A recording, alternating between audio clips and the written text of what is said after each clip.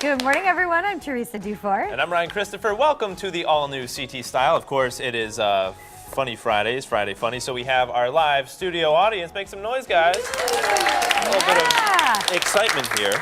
And it's finally spring, which is awesome. We've waited so long for this. It doesn't exactly feel like it, but... A little bit of snow in the forecast. That's true.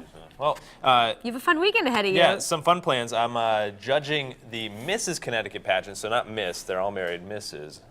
So that'll be fun. Good for you. I know, yeah, shucks. But hey, you know, it'll be a fun experience though, because I've never judged really anything, and a beauty pageant like Teresa. What are the things I should be looking for? Personality. Personality. That's probably the biggest thing. Now, do you know what kind of segments are? Is there evening gown? Is there interviews? Do you have to interview these girls on stage? I just know that I'm in the bikinis part.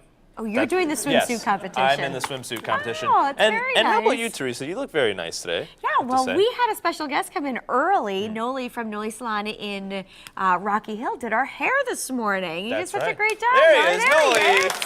We love that guy. He's a big fan of the show. He watches every day. Now, speaking of fans of the show, we have Jacqueline Earwood is our fan of the day, and I believe we may have a picture. Or not, but anyways, Jacqueline. Did you meet Jacqueline? Yeah, I was walking to lunch, and I saw this girl, and she's like, hey, you're that CT Style guy. I was like, oh, no, it's my brother, but she didn't believe me. So, is that when you blew me off for lunch? Is that when you were walking, you went without me? No, I feel bad, I'm sorry. Well, you're here early, and we have different schedules after the show. Well, I made it like 2 weeks in advance, but no big deal. You want to grab lunch today? Nope. Oh, okay. Here's a very cool story that's brewing. It's about sky driving. Have you heard about this? Not skydiving, driving. No, driving. Okay. A Slovakian company is bringing a science fiction staple one step closer to reality. Aeromobile says it's designed a flying car that can land anywhere. Now, what's more, in just 2 years, it might be landing right in your garage, Ryan. Wow. That's impressive. The Look at that Roadster has a range of 430 miles and a top airspeed of 124 miles per hour.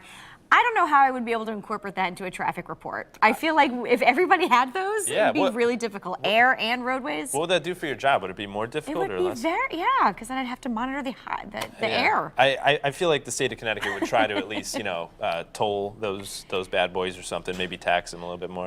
Interesting, though. You'd get there quicker, though, wherever you're going. I think I could see Noli, the guy that we just showed. I could see him driving one of those, like a futuristic thing. Noli's hair.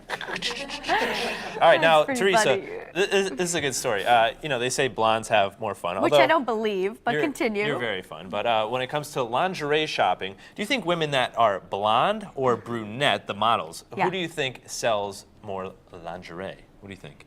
Well, I'm going to go with the brunette, obviously, brunette? Because I'm the brunette. But I'm not sure what happens if a man is buying lingerie, who they would go to. Well, that's a little different. This is just for women. The answer is actually brunettes.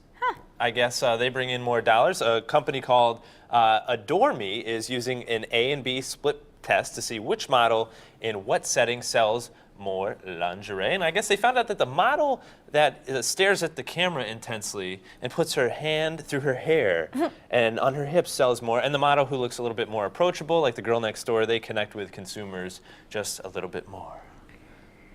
That would do it. I'd go see you if you were selling it. All right, yeah, I probably should never do that again, huh? All right, well, not many people come to work right after a party, but there's a new movement that's got people doing just that. Yeah, they're called the Daybreakers. Take a look. They've come to get mentally and physically energized before the start of their day. The yoga class was awesome. It was everything that I thought a yoga class should be. Real, just relaxed, had the nice music, vibe, good vibe, and then all of a sudden, it just shifted gears. To this, a full-fledged early morning dance party happening in a historic part of Atlanta. The concept started in New York and now has become a worldwide movement. It's called Daybreaker. And an opportunity to experience people, community, music, health and wellness in a space that was alcohol-free, and really design an intentional community for those that want to wake up early and bring energy to a space and then bring it back to where they work. It's not only a mind, body, and soul experience, but also an opportunity to network with professionals on all levels. I've found in the Daybreaker community, there's a great mix of corporate folks and the startup community.